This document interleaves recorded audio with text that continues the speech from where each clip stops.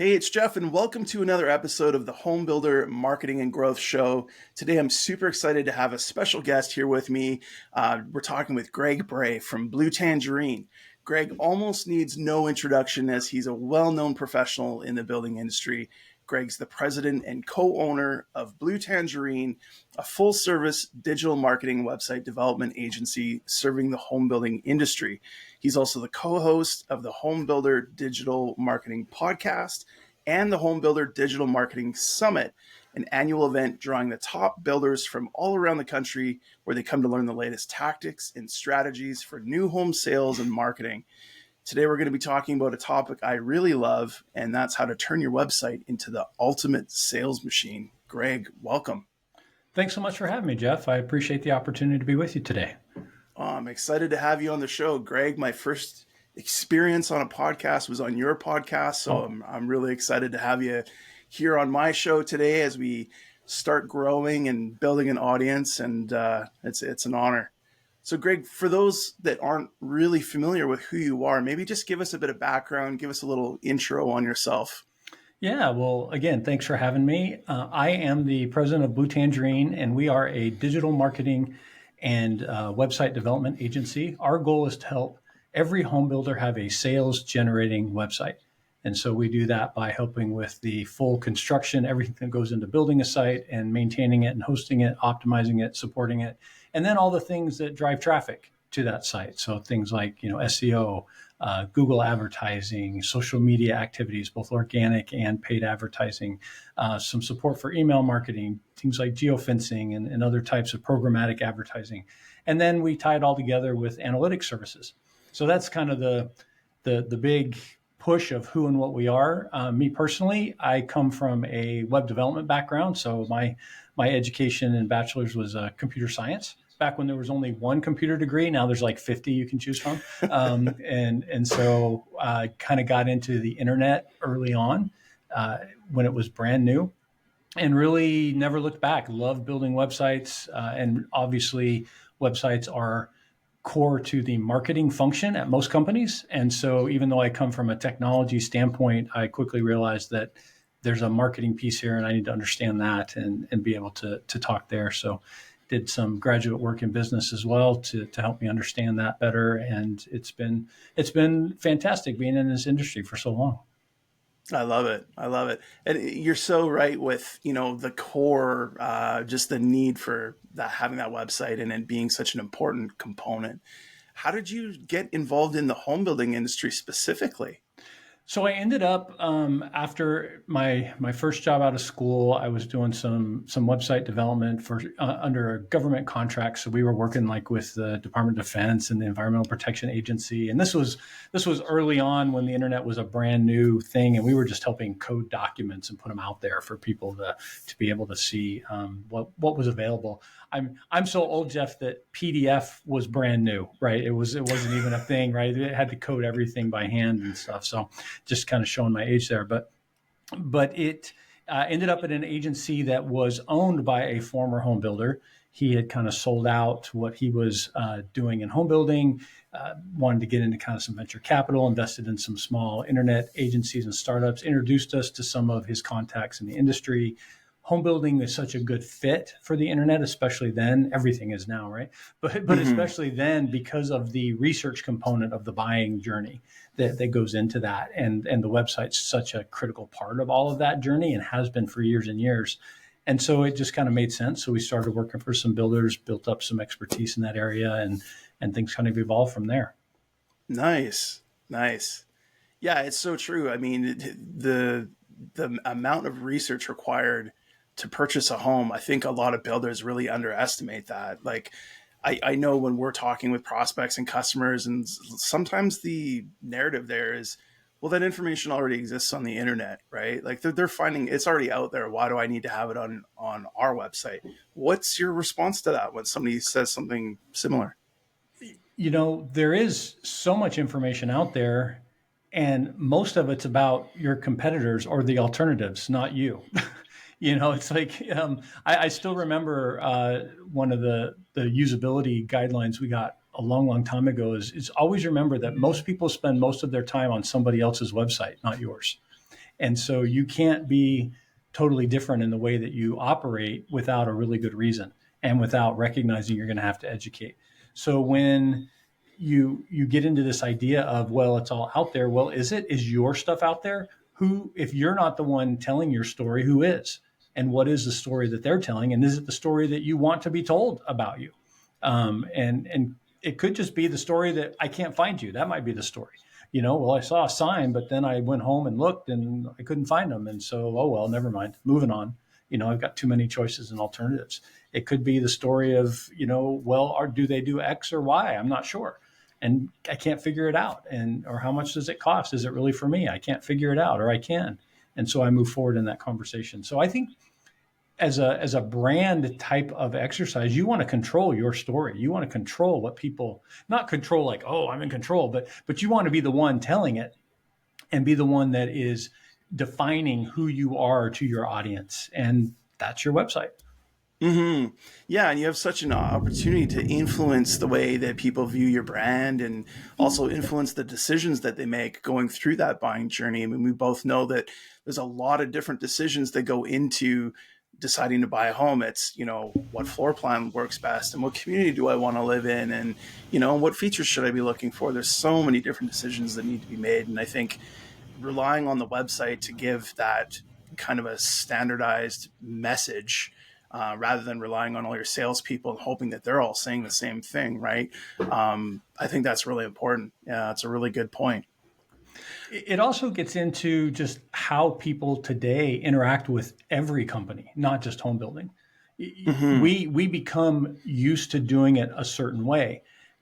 And often home building is a little behind in some of the opportunities and willingness that they are to engage online. Not every builder, there's some that are really pushing the envelope, and that's great. But a large number are still kind of waiting or saying, well, it doesn't really matter or whatever. And when you can find more information about small $100 purchases compared to what you can find about $500,000 or $1 million purchases, it's really a disconnect for the consumer when they can see all these reviews, all these pictures, all these things about something that's relatively inexpensive compared to one of the largest purchases that they will ever make in their life. It's kind of a disconnect, and it frustrates people sometimes. Yeah, that's such a good point, and it's so relevant. I mean, we stumble across that all the time when we go out and review websites and that sort of thing. And it's like, I mean, everyone's doing their best, right? But I mean, we've stumbled across some websites where I'm like, how do they even sell houses? There's just no info here. There's no pictures. There's no write-ups. It's like there's just nothing here. There's no substance, nothing to sink your teeth into as a consumer that get you excited and want to proceed down that path with that person, right? It can be surprising for sure. I'm sure you see that as well. Absolutely. I mean, if we're fair, if a builder gets the right piece of dirt in the right location and is smart about the kind of product that they put there, they're going to sell. They're going to sell homes, whether their website's any good or not. Right? The website is not the only element that comes into play as what is happening across the whole company. However, For sure. there is definitely an opportunity to do even better, and it's about incremental improvement or sometimes multiplicative improvement, not just incremental, of what is possible because so many people are engaging online first. I think, Jeff, one of the big misses that I see with builders and is the idea that they don't recognize that they're tracking their info, all of this data that they can collect doesn't pick up the misses. It only picks up the hits, right? So we can compare. We got this many yesterday, this many today, this many tomorrow, whatever it is, but we rarely see the number of folks who searched that might have been a customer but didn't find us, right? We don't see that number anywhere. The number that never heard of us because we didn't show up when they were looking. We never see the number that clicked on our website, but it was too slow, so they left, right? We don't see that number the kind of way. We don't see the ones who even came to the website and then gave up before they did a lead. We start to see some traffic there that drops off. But again, how many of those were sales ready to happen because we had what they wanted, but they couldn't figure that out. You know, Yeah.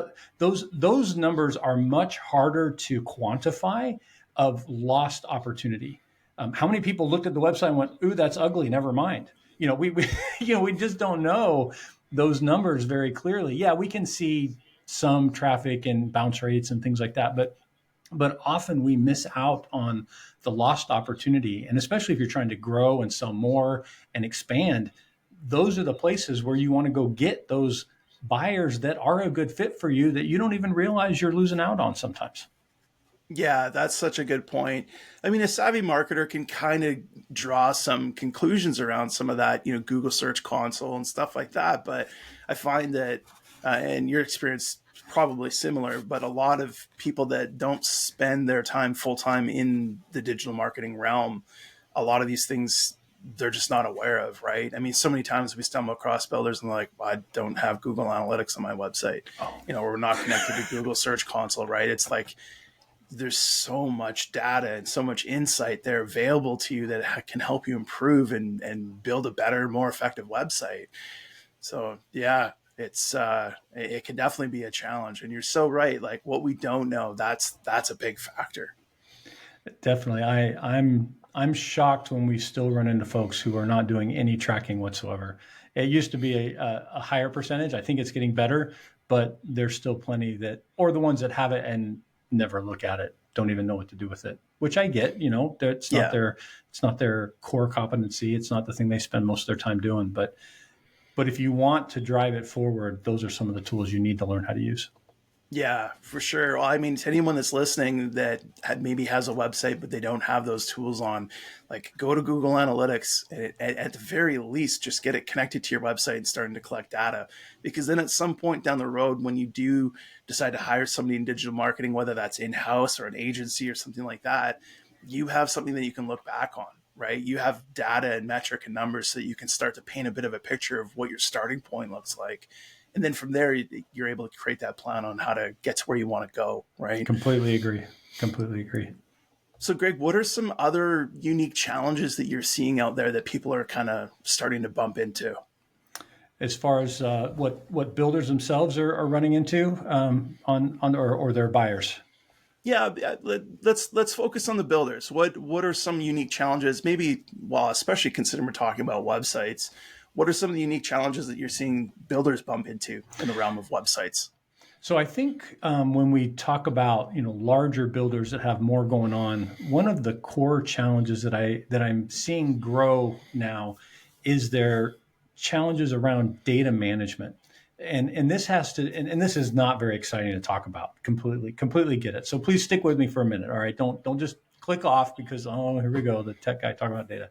Um, but but with all the community model floor plan information, the inventory homes, all of that data that is the product, right? That goes into keeping all of that connected and updated is something that is becoming more and more important in today's internet ecosystem, if you will.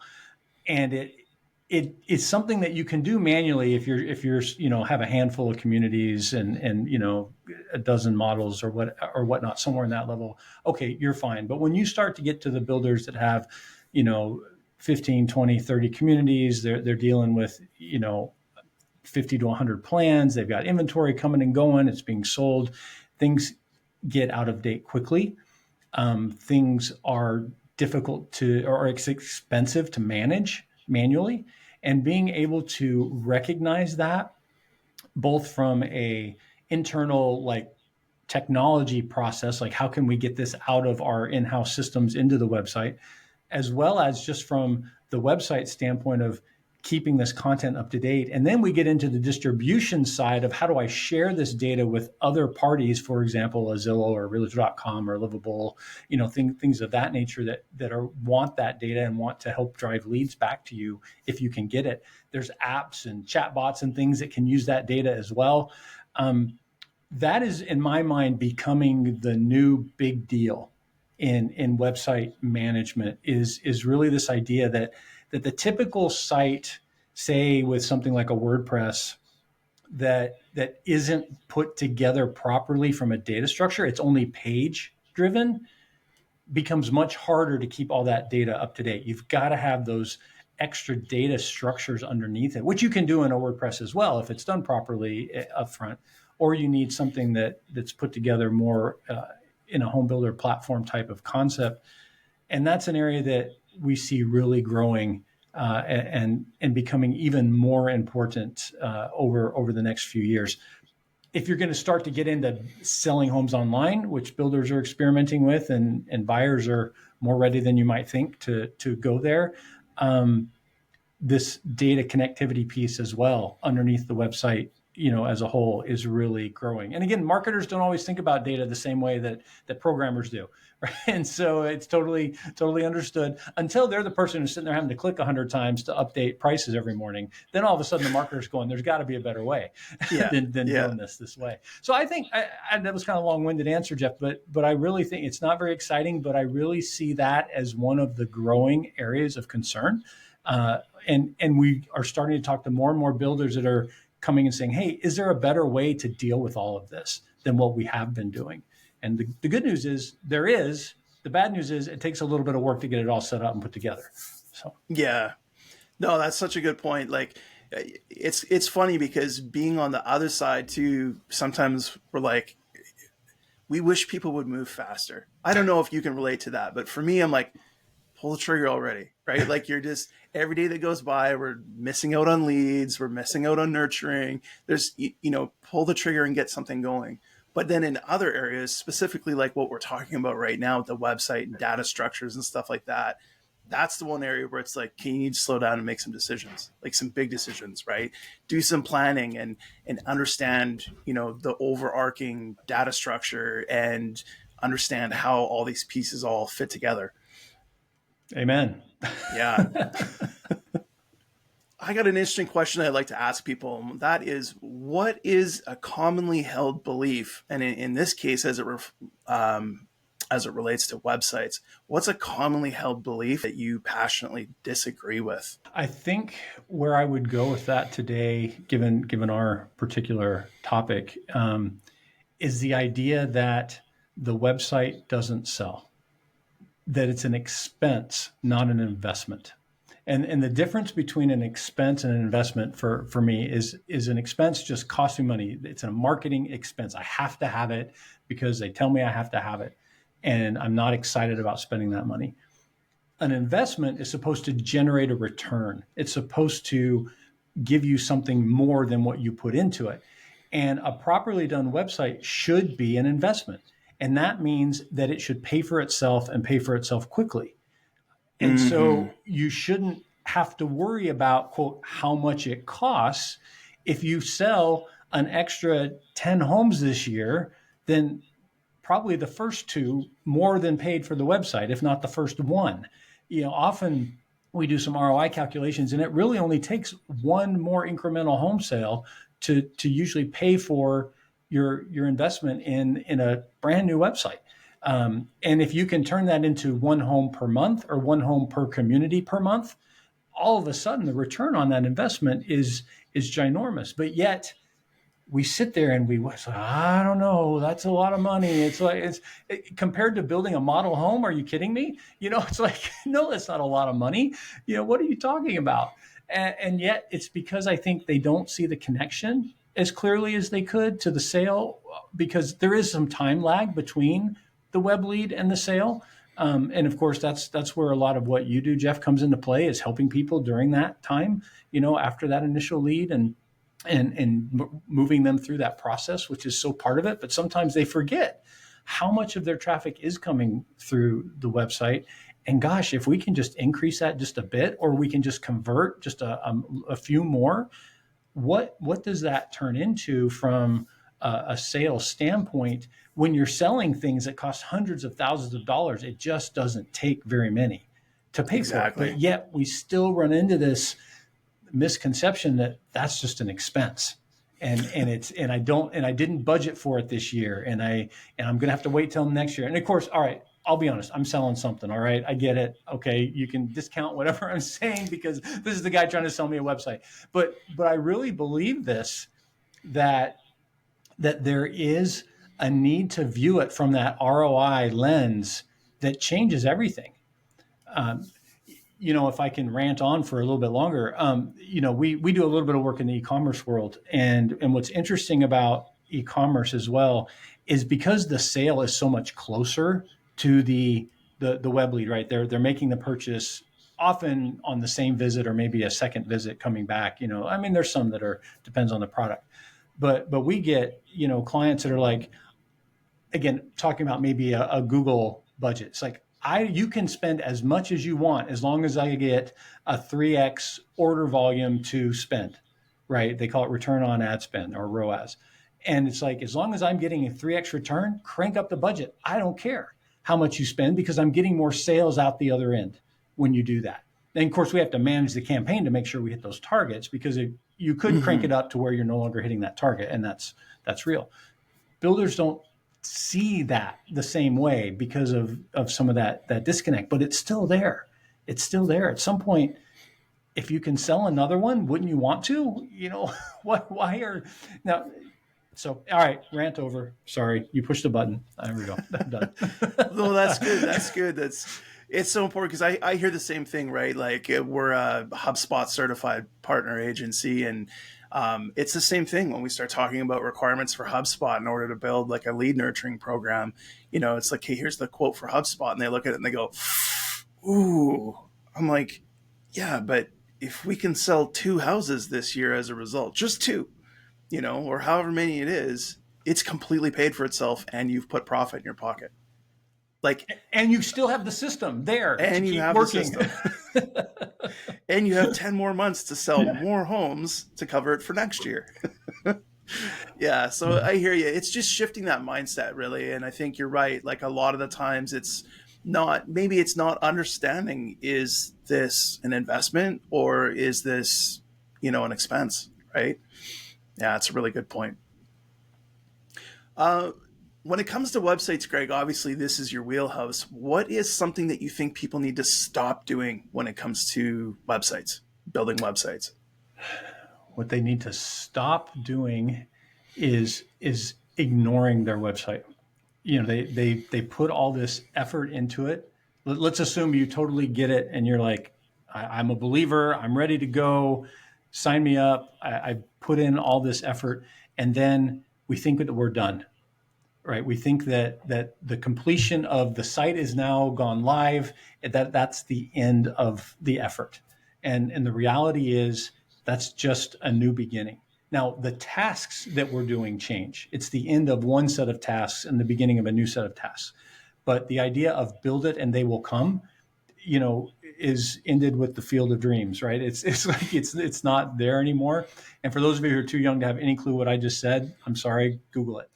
But the idea that we need to keep working the website, and this is again getting into the marketing activities that drive traffic and get the website in front of the right audience, is really that next piece that needs to be part of the whole plan.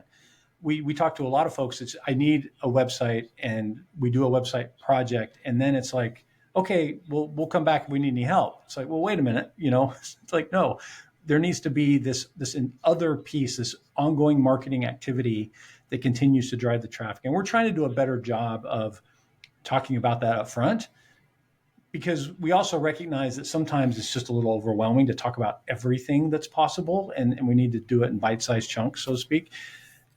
But I think that's really where I would go there is we need to start recognizing that marketing is all tied together, and we need to be doing all of these things, including nurturing leads and all of that goes into it, so that and using the website in that process as well, by pushing them back to read more content and consume more content, and keep them coming back for more and more, and track that, so we see that they're progressing and understand all that works. And I think, Jeff, a thing or two about some of those opportunities as well. But yeah, there's more than just building a site and being done with it. Yeah. Oh, I mean, you're preaching. I feel the same way. I mean, it's just so important to, especially that coming back to the website over and over and over again, right? An example or an analogy I often use is it's like all the components of marketing, all the different tactics that we're using are all like components of an engine, right? And if you want that engine to get really good output, you need to use those different tactics, including the website, all in a very specific way, right? Like your email marketing should be done a certain way with a certain objective, and your social media should be done a certain way with a certain objective. And when everything is working kind of harmoniously that way, that's where you begin to develop this marketing system, and things just kind of start to gain momentum. That flywheel turns, and you start getting lead flow, and then you have a lead nurturing system in place, and then you can push people through to the sales team when they're ready to buy.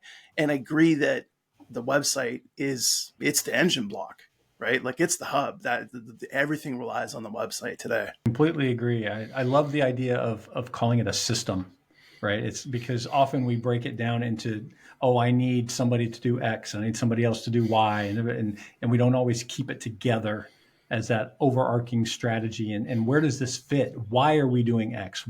Why are we doing Y? That sounds really weird. Why are we doing Y? But but we need to understand strategically what are the reasons why we choose this particular activity or tactic or investment, but recognize too that all of it touches those buyers at different times, different places, different ways, and it's the sum total of all those exposures that pull people through. It's rare that you can really say, oh, they saw this one ad or they saw this one email and that did the trick, right? That's the clinch, and we'll just send that one now, and we'll only do that one thing because that's the one that gets everybody over the finish line. Well, the reality is that all these other things queued them up so that pushed them over the edge there. Yeah. Oh, and that's a topic I really love, is that mapping the buyer's journey. And, if you're using the right analytical tools on your website and you're creating good content, you can start to map out like which pieces of content can be attributed to that particular sale. But I agree, I don't think there's ever that one piece. It's not ever that like, oh, that one ebook that they downloaded that drives all our sales.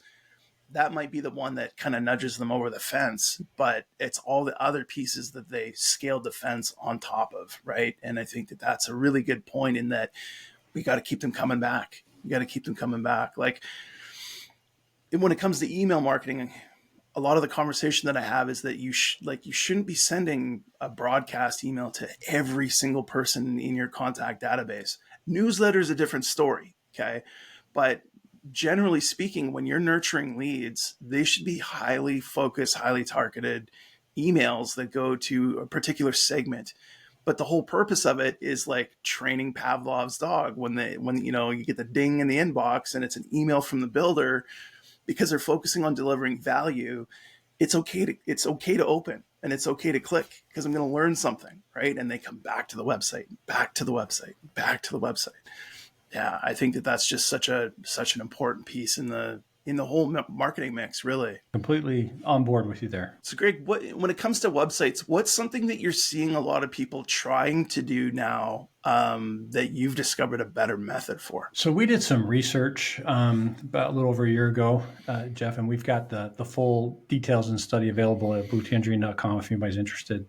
But one of the things that was really insightful that came out of that was how important location is to the prospective buyer when they come to a builder's website. And so when we step back and look, one of the goals that most builders have is creating like an emotional connection with the product, with their offerings, which totally makes sense. And we want that. But ad agencies in particular have, in my opinion, pushed that emotional connection a little bit to the point of where we can no longer find the location information because it's all about lifestyle. It's all about community. It's all about happy people smiling by the pool or whatever it is, which is great. We want that. We want to help people visualize what their life will be like if they live in this home and in this community and in this area. But at the same time, we've got to have the map. we've got to have the location content. We've got to have the information there that helps people understand where is this home, because I don't care how beautiful it is. If I'm trying to move to Dallas and you build in Atlanta, it doesn't matter, right? I can't buy your house. It just doesn't matter. That home is not for me if it's totally off in the wrong location. Don't waste my time. Even worse, I'm moving to Dallas and you do build in Dallas, but I can't figure that out. And now you've totally missed the lead because it's been too hard for me to figure out that you actually do build where I'm trying to go and have the home that would be a perfect fit for me. But I can't feel confident in that. And it's too hard to find locations. So we've been really pushing after really getting this data insight about that location was the number one thing they wanted to understand when they came to the builder's website, of trying to figure out how do we better include the map. Again, maps is one way to do that. You also need words that tell people, even though we all skim and scan and don't really read, we still need those words. And let's not forget that Google also wants to know where you build, because the searches primarily include geographic keywords that narrow in the search. I rarely search for show me all the new homes everywhere, right? No, I'm searching for show me the new homes in XYZ location. And there's various versions of the types of geographic qualifiers that I will include in that keyword search.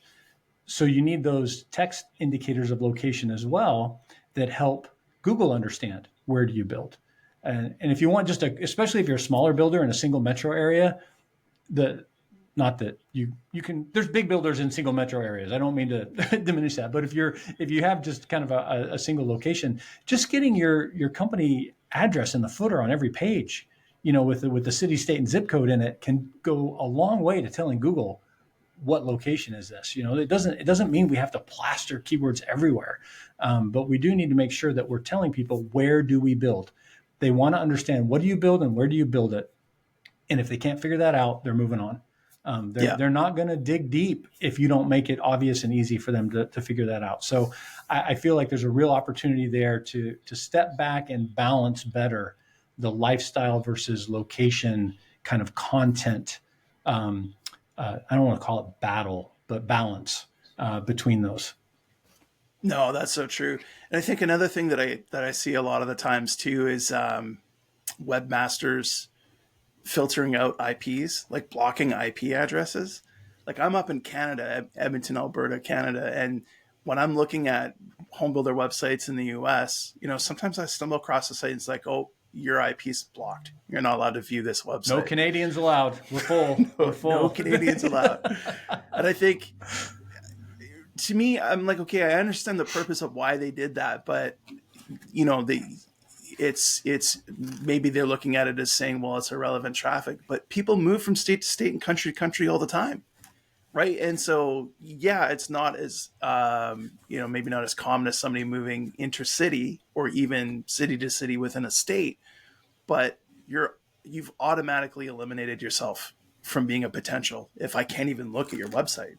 Because if I'm 8 hours away and I can't see your website, well, I'm not going to drive 8 hours just to come and look at your show homes, right? Like, you're just not even on the map anymore. You've been eliminated. So yeah, and that's a tricky one too, because sometimes a hosting company may be doing something because of some type of attack or security, and may go too broad on that, and you'll never even know it's there if it's working for you and it's not working for somebody else, because you're local as the builder looking at your own site, testing it. That's a tough one to always be aware that's happening without digging a little deeper into your traffic logs of where's traffic coming from, and making sure that you're getting traffic from relevant places. Yeah, that's a really good point. So obviously, Greg, you've been at this for a really long time, and we all know that the entrepreneur's path is never a straight line. So I'm curious, what is a failure that you've experienced along the way, maybe with building websites, that you think a lot of people are headed for? Oh, Jeff, you don't make me expose my failures. That's kind of, that's hey, good. We're That's authentic good. and genuine. Yeah, here. that's a little personal. It's a little personal.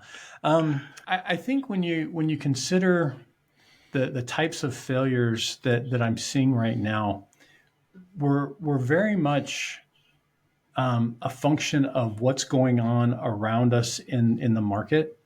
We had this really interesting time that we call COVID that really changed a lot of builders and made them suddenly start looking at their websites very differently, because the buyers were no longer willing to come interact in person. Right. So all of a sudden, all the virtual tour people were like backlogged because everybody was trying to get new virtual tours and everything. And then all of a sudden, the builders were swamped, and so they didn't want to market anymore. They're like, stop the leads, we can't handle anymore because we can't build fast enough, we can't get the supplies we need, we've got waiting lists, we're raising prices every other day, all these things. So they went there, and then we came out of that, and all of a sudden we had interest rate craziness where interest rates just changed, and it's not even the amount, it's just how quickly they changed that just kind of froze everybody for a little bit until they kind of got comfortable with the new normal. All of that makes people stop marketing. And I think the mistake that I've experienced is that when you stop marketing, it takes a long time to get that moving again. It's a, you used the term flywheel earlier, and that flywheel has some inertia and some resistance to it.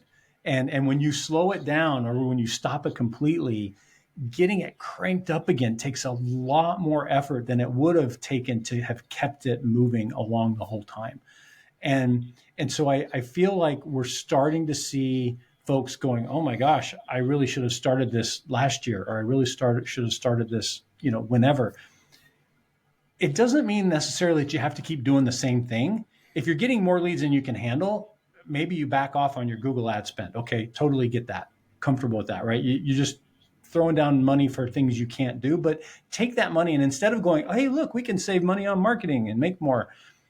Instead, take that and go, you know what? Maybe we should do a little more SEO work instead, because those are seeds we're going to plant now that will grow and we'll harvest later, as we improve. So it's more about a reallocation or a refocus when these things change, and trying to take advantage of some of those projects that, all right, maybe we'll spend some time doing a little better integration with the back office so we can update the site easier over time, and we'll save some time for the team later, because right now we don't need to spend it on this ad or that ad instead. Or maybe we'll invest deeper in some of these drip campaigns that we've been putting off, because we've got some opportunities to work on infrastructure as opposed to top, need the lead now kind of moments. And so I think that's a mistake that I've seen over and over again when we go through these cycles economically of things that cause us to either have to stop or cut back. And it's like, you can't cut back the marketing if you're going to keep selling.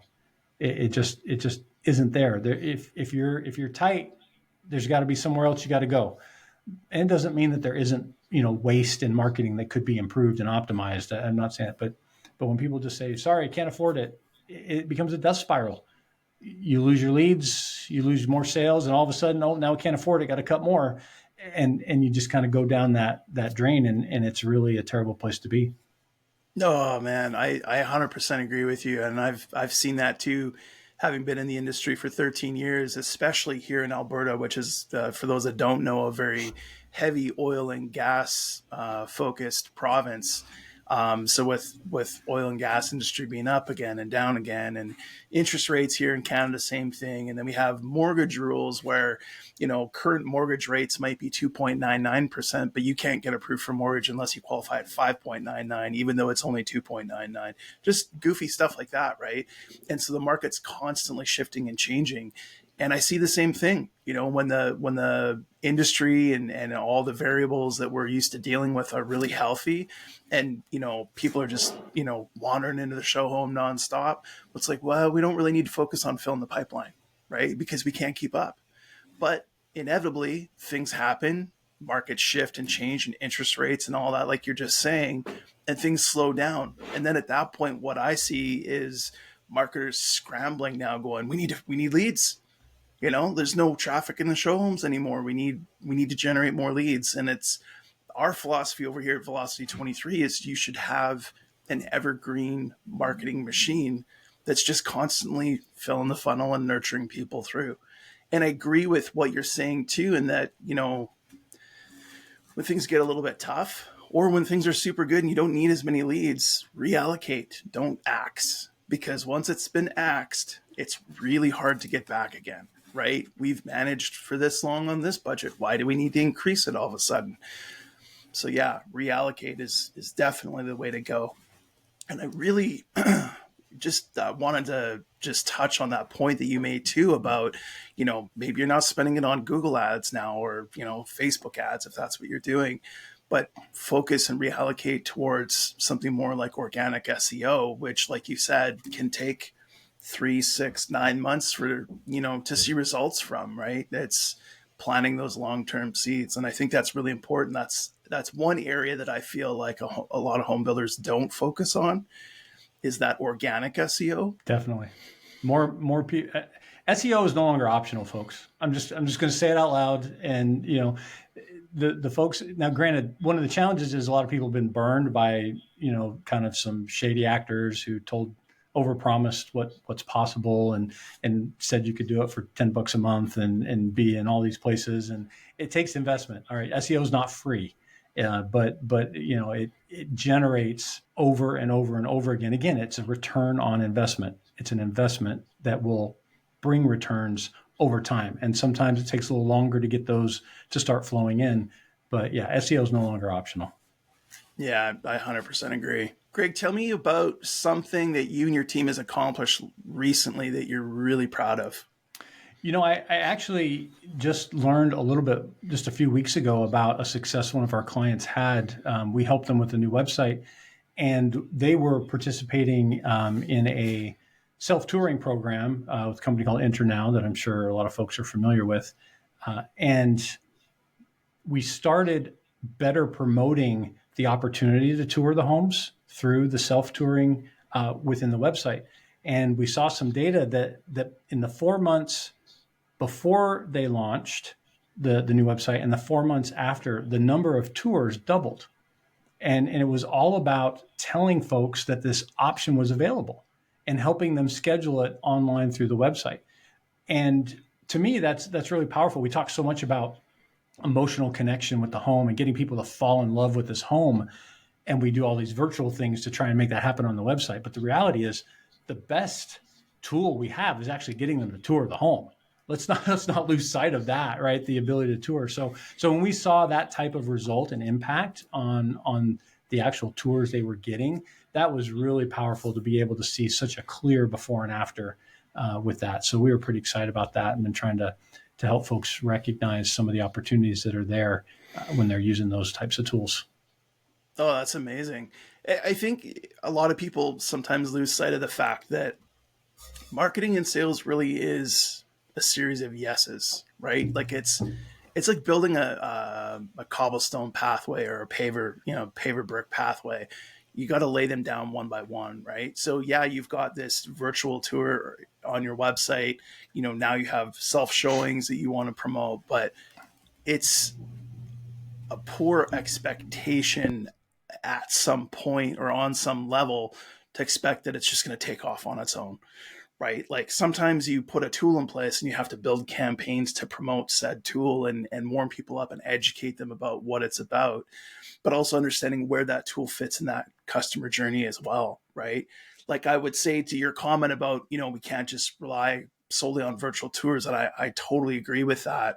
It's understanding that a virtual tour is designed to increase that emotional attachment and really see what's available when someone's still in couch shopping mode, right? But ultimately in that sales process or in that customer journey, we have to get their butts off the couch and into the show home, right? So it's just making sure that we understand what steps have to happen in order to make that happen, I think. I love that idea, Jeff, that we want to sell them a home at the end, but we need to sell them the next step in the process first. And often we forget that in our messaging. It's like, all this buy it, but the reality is what we really want to sell them is take this next step, which is, hey, take a look at this, or hey, come visit this, or hey, read this and learn more. All of those types of opportunities. And they're all individual sales, if you will, of a next step, because you're inviting them to take action. So call to action, right, is really the correct buzzword as opposed to a sale. But recognizing what you were talking about is we don't need them to jump from step 1 to step 10 all at once. We need to tell them how to get to step 2 and then how to get to step 3. And if we understand that journey, the way that you've done some of that mapping work, and really can see what is step 2. If I don't even know what it is, how do I invite them to do it? How do I even recognize that that's where I want them to go? And so I love that idea of better understanding the journey, better understanding what is it that would be best for them to do next to help them be comfortable, help earn trust, help educate, help them move forward and see and connect and understand what's available. And those are all pieces of it. And the challenges, of course, on the website, you're trying to deal with the person who's at step 2 and the person who's at step 5 and the person who's at step 8 all at the same time, and making sure that you're getting them to see the right piece and the right time. And that's really one of the challenges with all of it. Oh, I agree. Because you can't talk to everybody the same way, especially when you're using that philosophy of how do I just get people to take that very next step, right? And I think that just is like kind of a hat tip towards the importance of understanding buyer personas and making sure that you have, lead nurturing pathways for all your different personas. Because that's another topic too. And I know that you encounter this a lot as well. It's like, a downsizer's information needs are completely different than a first-time buyer's information needs, right? A downsizer's purchased a few homes in their lifetime, and they don't need to know all about mortgages and finances and all that stuff. I mean, it comes into the equation, but it's not as huge of an information requirement as somebody that's a first-time buyer that has spent their life renting, as an example. Completely agree. I saw a presentation not too long ago about some generational differences in home buyers, and that was one of the big things. It's like, if you're selling to boomers, for example, they're not worried about financing. They're not worried. Interest rate buy downs don't matter to them because they're going to pay cash. And again, this is a broad generalization, but compared to that first time buyer who is struggling to get the down payment together, that's a whole different kind of opportunity and need to understand process and opportunities and things there. And so it really does come down to who is our prospective buyer that we want to be in front of, that we're trying to sell to. And then also adjusting sometimes when somebody else shows up who doesn't fit what you thought they were going to be, but likes your stuff and wants to buy it anyway, and so you got to be able to deal with both. Or all 10. All 10. Yeah. No, that's a big part of the process that we go through with our clients, is understanding the different buyer personas or the stages of life that they're in. Like, are they buying their first home? Are they move up, downsize? Are they an investor? Maybe they're a realtor. It's totally different information needs for a realtor as well, right? So, but again, just to really drive this point home, is that all of that information that those people have needs for in that buying journey all exists on the website. That's just how important the website is in this whole mix. It's really the hub. Agreed, 100%. So, Greg, we've talked about a lot of cool different things today, but one of the questions I love to ask people, because I'm a bit of a tech nerd myself, is what do you see as some of the emerging tech that's coming down the pipeline that's really going to shape the future of the home building industry? I really think that the biggest opportunity isn't necessarily one particular piece of technology, but it's the online purchase process. The buying homes online is really where I think we're headed. And we saw a huge interest during the COVID time in all of that. And you saw some large national builders kind of publicly announce that they were experimenting with it and offering it. And ever since kind of COVID ended, it all kind of faded back away. We got busy with other things. We kind of went back to the way we were doing it before. But the buyers have been changed by all of this and this ability to engage online and to shop. And I mentioned our research study earlier. We found that there's about 28% of buyers who are already willing right now to buy a home completely online. They want it. They're looking for it. And builders aren't offering it. Now, that doesn't mean that person won't end up still buying a home. If they need a home, they'll figure out how to do it. But it does mean that the builder who will put that kind of a process in place is going to connect with them faster and going to be comfortable or make them comfortable with that purchase in a way that their competitor might not. And these are not age different. It's not just younger buyers. This data was fascinating that it crossed all of the demographic categories between age, gender, income levels. All of that was not specific. It had to just do more with a personal attitude and comfort level with online in general that drove it. And I think that's only going to grow as more builders make that possible, as more buyers engage in that way. It's going to become something that people will come to expect. Not everybody. There will always be buyers that want to do it the way it's been done, and that's fine. We need to accommodate them as well. And it also is not a self-service, never talk to anybody model when I talk about buying online. I still believe there's a role for sales team support, online sales counselor support, all of those types of personal interactions. But what it means is even visiting in person will still happen, even if I'm going to go home and make my final decision and purchase, at 11 p.m., on my couch and go, okay, we've looked at all of them. This is the one we want. Let's go ahead and grab it, reserve it, make sure it's ours until we can get back in there, or do the contracts online, do the financing application online, all of those kinds of pieces. That's where I think we're headed. Mm-hmm. How fast we get there, I don't know. I'm not that prophetic to make any claims, but I do believe we're headed there. I do believe there's opportunities for the builders who go there. And here's the good news, Jeff. Everything that you need to help somebody buy online, all the parts and pieces also help them engage better with your product, understand what you have to offer, understand what it costs, where it's located, all of those questions. They have all those questions whether they want to buy online or not.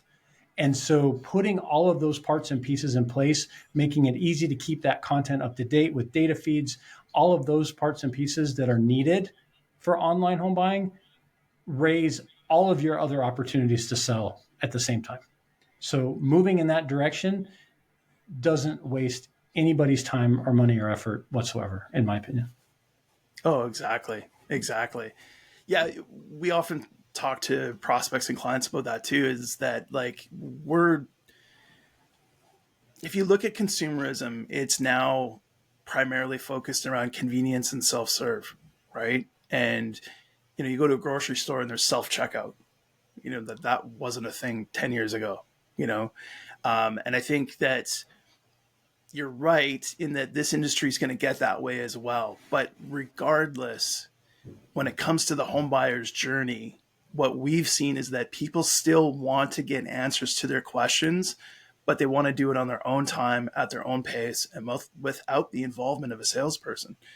So again, it just really amplifies the importance of having a really great website and having the content on that website that's really required in that home buying journey, because those people don't want to have to talk and ask questions of the salespeople until they're ready to do that. But we still have to keep them engaged through that part of the process, that information gathering part. And I really think that there's just so much emphasis on having to have a really solid website with great content and great structure to it. Well, Greg, we covered a ton of really awesome information today about websites. It's something that obviously we both have a shared passion for. I like to wrap up these interviews with this fun little rapid lightning round where we just ask some personal questions and get to know you a little bit better. So are you ready for that? Absolutely. Bring it on. Awesome. All right. Question number one, what is your favorite book and why? All right. Well, I read a lot, so I don't have just one favorite, but I have kind of a more recent favorite. I read both business books, but I also like to kind of escape with, some fictional fantasy type things. I love authors who can create alternative worlds that you can go visit. So one of the ones that I've been in lately is by Brandon Sanderson, and it's a series of books that are called the Stormlight Archive, I believe is what he calls them. And there's multiple ones, but really impressed by the ability to create multiple worlds and that you can go visit and step away from the day-to-day for a minute. If you could have dinner with any three people that are alive, who would they be? Any three people? Well, I'm going to have to I mean, Jesus Christ comes to mind immediately. That would be an amazing dinner to understand a little bit more, for lots of reasons. I would put, I think probably folks I would find fascinating to talk to would be like George Washington and Abraham Lincoln. I think understanding some of their more day to day, because there's been so much written about them that's so summarized and interpreted, but to really learn what they were really thinking and doing at some of those moments would be pretty fascinating. What's your go-to comfort food? No doubt, hands down, mint chocolate chip ice cream. That's Mint chocolate chip yeah, ice yeah. cream. That's where I am. That's in. The problem is that I go to it a little too much, and so I now have to go to it a little less, according to my doctor. So, Do you have a favorite brand? Breyers, I do, Breyers. Breyers mint chocolate chip ice cream, definitely, all the way. Nice. What's the best piece of advice you've ever received? I You get lots of advice in life. I think one message that has really served me well is recognizing that most of the time, most people are acting rationally from their perspective. And so the idea, if they're doing something that doesn't make any sense to me, why would you do that? What were you thinking? You have to, I don't understand something about their view. And if I can understand their view, then what they're doing and why they're doing it may make sense.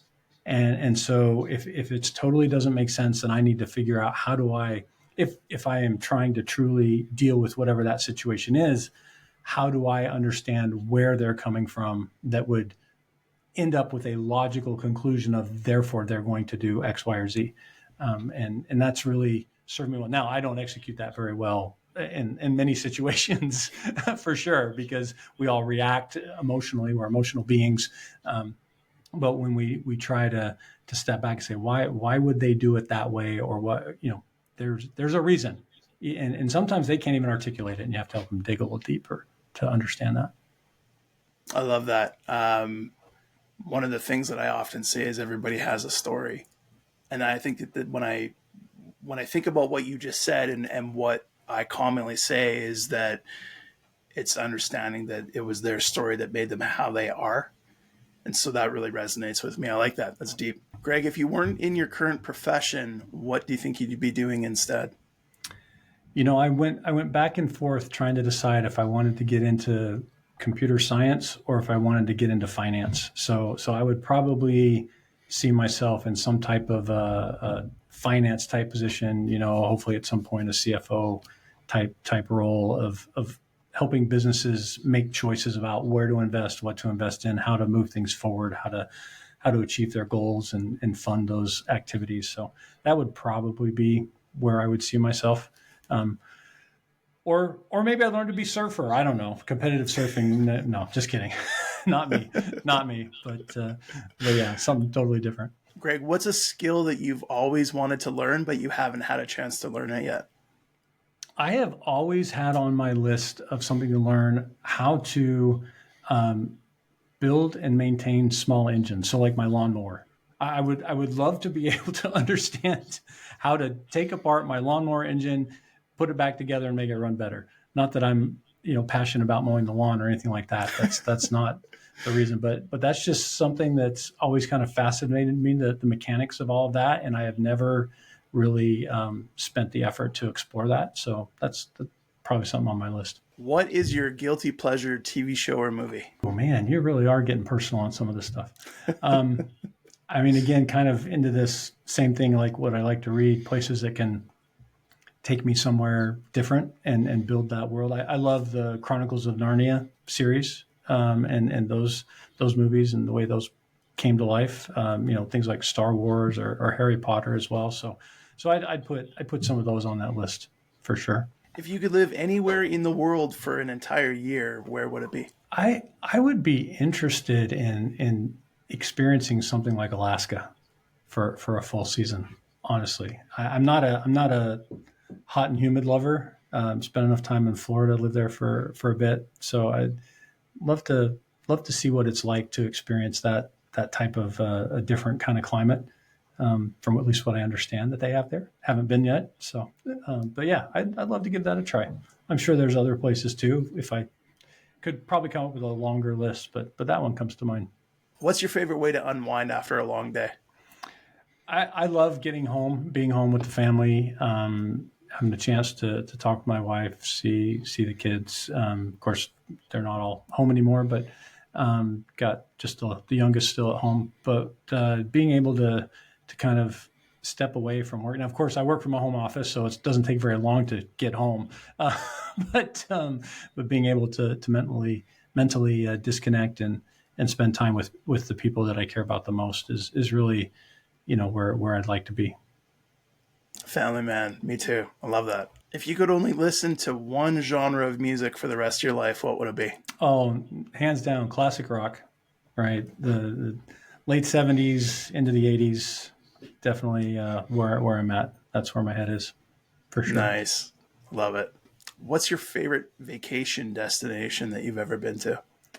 The best vacation that I think we ever had is we went to Maui for a little bit. That's been a few years ago, and unfortunately, they've had some challenges over the last year or so. But yeah, we had an amazing time there, and love to try that again sometime in the future. What's the most memorable gift that you've ever received, and what was it? I'm gonna have to go back to family on that one because I've got 6 kids, and each one of them is the most memorable gift that I've received from my wife and from God, I guess, as well. That to see the sacrifice that she puts in to have made that happen, and be able to have that in my life. It's a gift that keeps giving, and it is something that's just pretty amazing. So yeah, definitely each of them is really the great gift. If you could time travel, would you go back to the past or would you go to the future, and why? Well, I mean, if you go to the future and get some stock tips, that would be pretty powerful, right? That if somebody back in the '80s could have seen where Apple stock is today, that would have been pretty powerful. Um, I would probably want to go to the past. I would like to see some of the things that are today, those wonders of the world, those ruins that we're not quite sure where they came from or why or how, and to kind of get the true story behind some of those civilizations, and whether that's pyramids in Egypt or some of the things in Central and South America, or I wouldn't want to stay very long because they don't have air conditioning. I want to make sure we get back quick, but I'd love to go visit for a bit and understand more about how those societies worked and what they were doing to create some of those amazing archaeological opportunities there. What's your favorite beverage, alcoholic or non-alcoholic? I am a classic Coke kind of guy, all the way. That's not an alcoholic drinker. However, I am in the process of transitioning to Coke Zero. So to be completely transparent there, but yeah, that would be where I would go outside of a good fresh glass of ice water. Can't beat it on the hot day, but yeah, that's where I'm at. And last question for you, Greg. What is something that's on your bucket list that you're determined to accomplish?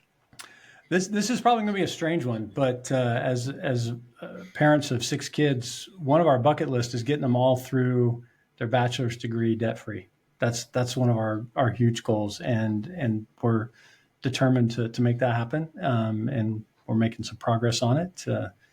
4 of them had finished their bachelor's degrees, got 2 to go. But yeah, that's a big one on my bucket list. It may not be that exciting as far as visiting places or skydiving or anything like that, but that's the kind of thing that we're really focused on right now. Oh, I love that. I love that. Yeah, that resonates big with me because I'm the same way. I mean, I grind it out and sacrifice every day because the only thing that's driving me is giving my kids that easy future. So I love that. That's cool. Greg, it has been absolutely amazing having you on the show. I really enjoyed our conversation. We definitely think along the same lines and really both believe that websites are such a vital role in the whole process. Before we wrap up, any final thoughts? And please share with us where people can get a hold of you. I would say that I just want people to feel comfortable with this idea that a website should be something that generates sales, and it should generate a large portion of your sales. And if it is not because websites don't work. It's because your website isn't working. And the good news is that your website can be fixed. Fixing it might mean replacing it completely. It might mean just a few tweaks. It might mean getting the right traffic coming to it, that you're just not getting it in front of enough people for it to do its work. But websites will help you sell. And if it's not, there's an opportunity there to improve that. And so just don't just discount it and say, gosh, ours doesn't do anything, so therefore we're not going to invest. You're going to get caught in that same loop, that same cycle that's just going to keep it not doing anything because you're not investing. You should get your money back though from those investments. So that would be kind of my last words, my last thought. If anybody wants to connect with me, Greg at bluetangerine.com is my email. Happy to help however I can. Also very active on LinkedIn. So if you'd like to find me there, there are a few other Greg Brays on LinkedIn I discovered. Don't you hate it when people steal your name and you don't even know who they are?